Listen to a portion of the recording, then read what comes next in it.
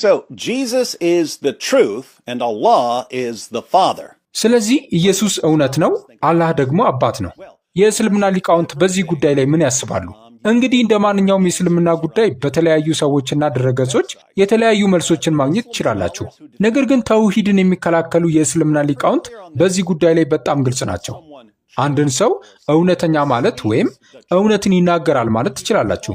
ነገር ግን አንድን ሰው እውነቱ ወይም ዘትሩዝ ብላችሁ አትጠሩ። የአላህ ስሞች በወሰን መጠሪያነታቸው ለአላህ ብቻ የሚገቡ ናቸው። ዶክተር ቢላል ፊሊፕስ የተውሂድ መሰረታዊ ነገሮች በተሰኘው መጽሐፋቸው ላይ እንዲህ ብለዋል። የአላህን ስሞች አንድነት መጠበቅ ማለት ደግሞ የአላህ ስሞች በወሰን መጠሪያነታቸው አብድ ወይም ባሪያ ወይም አገልጋይ የሚለው ቅጥያ ካልታከለባቸው በቀር ለፍጥረታቱ ሊሰጡ አይችሉም ማለት ነው። ስለዚህ አንድን ሰው እውነቱ ወይም ዘትሩዝ ብላ አትጠራውም። ነገር ግን የእውነቱ ባሪያ ልትለው ትችላለህ። እንደ ሩኡፍ እና ረሂም ያሉ ብዙ መለኮታዊ ስሞች አላህ አንዳንዶቹን አል ወይም ወሳኝ መስተዋድድ ሳይጨምር ለነቢዩ መጠሪያነት ስለተጠቀመባቸው በእነዚያ ቅርጾቻቸው ለእኔም መጠሪያ መሆን ይችላሉ። ሱረቱ አልተውባ ቁጥር 128 እንዲህ ይላል፣ ከራሳችሁ የሆነ መልእክተኛ በእርግጥ መጣላችሁ፣ እናንተ መቸገራችሁ በእርሱ ላይ ከባድ ነው፣ በእናንተ መመራት ላይ በጣም የሚጓጓ ነው፣ በምዕመናንም ላይ ሩሩህ ወይም ሩኡፍ አዛኝ ወይም ረሂም ነው። ነገር ግን የእኛ ሩኡፍ ወይም በጣም ሩሩህ እና የእኛ ረሂም ወይም በጣም አዛኝ ለሰዎች መጠሪያነት ሊውሉ የሚችሉት ልክ እንደ አብዱረኡፍ ወይም አብዱረሂም አብድ ወይም ባሪያ የሚለው ቃል ሲቀድማቸው ብቻ ነው። ምክንያቱም በወሳኝነታቸው ለአላህ ብቻ የሚገባውን የፍጽምና ደረጃ ይወክላሉ። Since in the definite form they represent a level of perfection which only belongs to God. And here's Sheikh Mohammed bin Saleh al-Uthaymin in his book ሼክ ሙሐመድ ቢን ሳሊህ አልኡሰይሚንም የአላህ ውብ ስሞችና ባህሪያት በሚለው መጽሐፋቸው ላይ እንዲህ ብለዋል። የአላህ ስሞች ለእርሱ ብቻ የተለዩ ናቸው።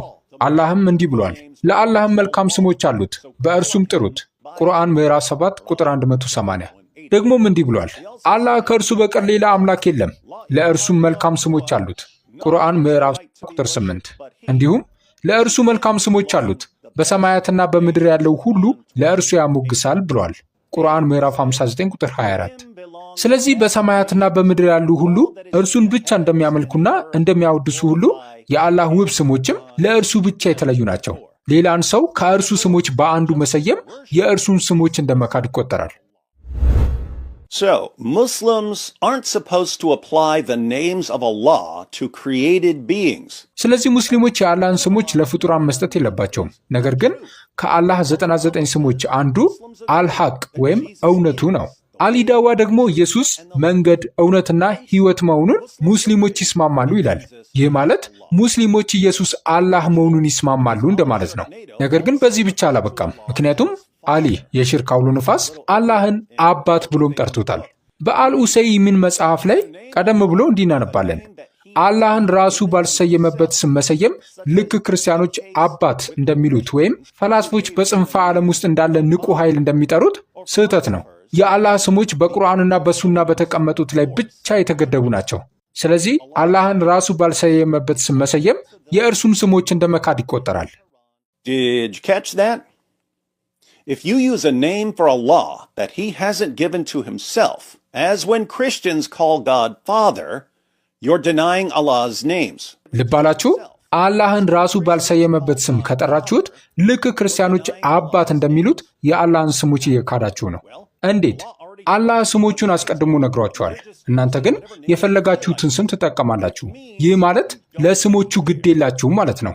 የቀድሞ ክርስቲያን የነበሩና ወደ እስልምና የገቡ ሰዎች አላህን አባት ብለው መጥራት ይችሉ እንደሆነ ግራ ስለሚገባቸው የእስልምና ሊቃውንትን ይጠይቃሉ። በኢስላም ዌብ የፈተዋ ድረገጽ ላይ የቀረበ አንድ ምሳሌ እንመልከት። ጥያቄ: ስለ አላህ ጥያቄ አለኝ። እኔ አዲስ ሰላሚ ወይም ሙስሊም ነኝ። በቅርቡ ነው ከክርስትና ወደ እስልምና የመጣሁት።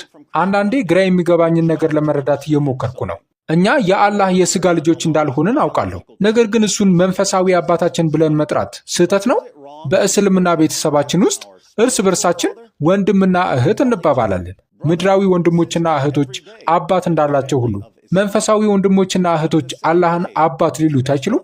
የኔ መከራከሪያ እርሱ ፈጣሪያችንና ባለቤታችን ስለሆነ እኛ የእርሱ ውብ ፍጥረት ውጤቶች ነን የሚል ነው። እኛ መለኮታዊ ልጆች ባንሆንም ከሌሎች ፍጥረታት በላይ ከፍ ያለ ቦታ ተሰጥቶናል። ስለዚህ እንደ አንዲት አዲስ ሙስሊም ሴት ይህን ጉዳይ እንዴት ልየው?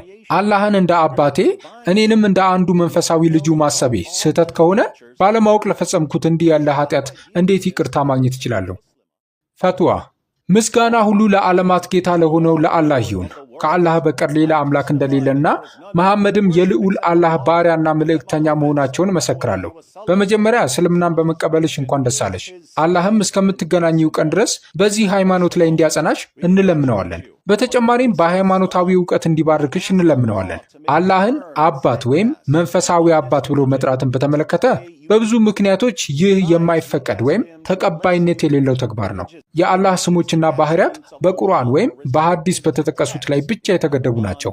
እኛም እሱን መጥራት የምንችለው እሱ ራሱን በጠራበት ወይም ነቢዩ በሱናቸው በሰየሙት ስም ብቻ ነው። አላህን ራሱ ባልጠራበት ወይም ነቢዩ ባልሰየሙት ስም መሰየም በአላህ ስሞችና ባህሪያት ላይ እንደ ማፈንገጥ ይቆጠራል። አላህም እንዲህ ይላል፣ ለአላህም መልካም ስሞች አሉት፣ በእርሱም ጥሩት። በስሞቹም የሚያጋድሉትን ወይም የሚያፈነግጡትን ተዋቸው፣ ይሰሩት የነበሩትን ዋጋ በእርግጥ ይመነዳሉ። ቁርአን ምዕራፍ 7 ቁጥር 180። አላህን መንፈሳዊ አባት ብሎ መጥራት ክርስቲያን መምሰል ነው። ነቢዩም ሙስሊም ያልሆነን የሚመስል ከእኛ ወገን አይደለም፣ አይሁዶችንና ክርስቲያኖችን አትምሰሉ ብለው ከልክለውናል። So, don't call Allah Father and don't call Jesus the truth. ስለዚህ አላህን አባት አትበሉት፣ ኢየሱስንም እውነት አትበሉት። የእስልምና ሊቃውንት የሚሉት ይህንን ነው። አሊ ዳዋስ ምን ይላል? ኢየሱስ መንገድ እውነትና ሕይወት ነው። አሜን። እኔ ይህንን አምናለሁ። Who speaks for Islam now? አሁን ስለ እስልምና የሚናገረው ማን ነው? ዛሬ በዩቲዩብ ወይም በቲክቶክ ተከታይ ማግኘት የቻለ ሁሉ ይናገራል። ዛሬ በዩቲዩብ ወይም በቲክቶክ ተከታይ ማግኘት የቻለ ሁሉ ይናገራል። አስገራሚ ዘመን ላይ ነን። ዶክተር ቢላል ፊሊፕስ ለሙስሊሞች ከእስልምና የመውጣት ናዳ ሊመጣ ነው ብለው ያስጠነቀቁት እኮ እሳቸው ነበሩ። It is going to become an avalanche. Apparently, the avalanche of apostasy isn't just Muslims renouncing their belief in Islam. እንደሚታየው ይህ ከእምነት የመውጣት ናዳ ሙስሊሞች እስልምናን መተዋቸውን ብቻ አይደለም የሚገልጸው። ይልቁንም በማህበራዊ ሚዲያ ላይ የታወቁ ሙስሊሞች እስልምናን መሰረታዊ ከሆነው የእስልምና አስተምሮ ውጪ ወደ ሆነው ሌላ ነገር ሲቀይሩትም ጭምር ነው። ወጣት ሙስሊሞች እስልምናን እየተማሩ ያሉት ከማህበራዊ ሚዲያ ነው። የሚማሩት ነገር ደግሞ እንደ እስልምና ሊቃውንት ገለጻ ከሆነ ሽርክ፣ ኩፍርና ቢድአ ነው። በድጋሚ ሊቃውንቱ እነዚህን የዳዕዋ ወንድሞች መቆጣጠር ስለተሳናቸው ይህንን ለማስቆም የሚያደርጉት ምንም ነገር የለም።